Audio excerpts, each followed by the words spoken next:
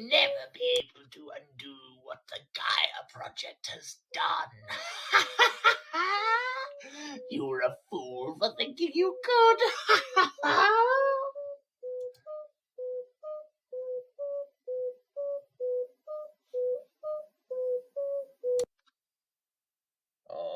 Welcome to the Museum of History, where we teach you the history of this.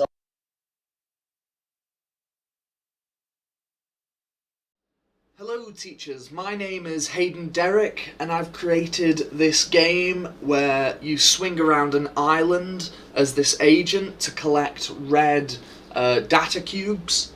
Once you've collected all 7, you've basically completed the game. Well done you. And it'll take you back to the main menu or exit the game.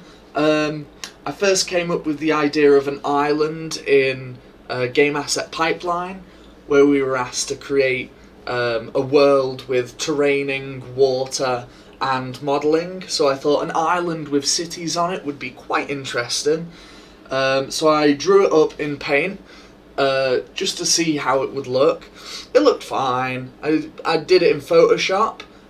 It didn't look so fine, but I liked the idea of having a city inside of a crevice of a mountain, so I continued. Here is the layout of the basically final island. I basically used that.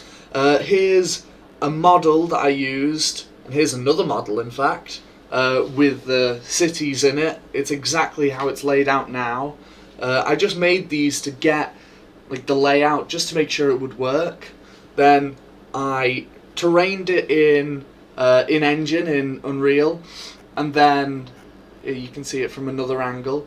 And then I added water to make it what it is now, added a skybox and added all fancy stuff to make it what it is now.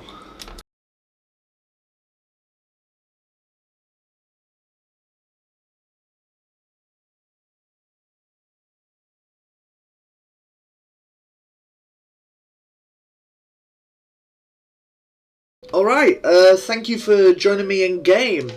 As you can see, these are what you have to collect, the data cubes. But the main feature is the swinging, which lets you swing from these green points.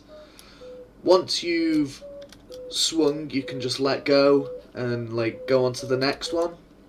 There's more movement options to go with this feature, like a dash in the air and a stomp that forces you to the ground, just so you can get more precise movement. So once you collect all 7 of these cubes, as I said earlier, it'll bring you to the title screen, and that's how you finish the game loop. You can either come back or exit the game again.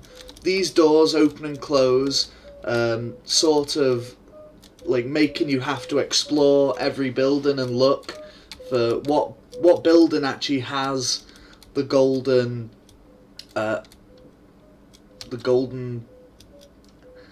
colouring, so you can actually enter and explore where it is. As you can see, it's fully controller supported. Even the collect, the swing, the time, the dash, which is left shift, and the face button on the gamepad. If I go into here, I'll show you where it's all connected up. The jump, here's the dash, here's the stomp. Hello, so now I'm going to tell you about the external tools I used. I used Maya for modelling, to make buildings and other assets. I used Photoshop for some of the textures and the UI mainly. Then I used Paint 3D for the main textures, as it has some nice different pencil-like tools that you can use to get some interesting textures.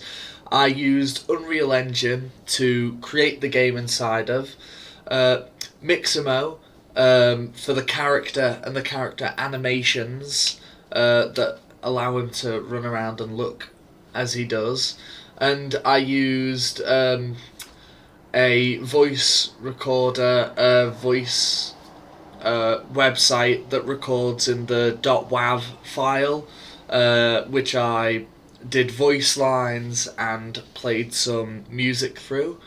I also versioned my stuff using GitHub,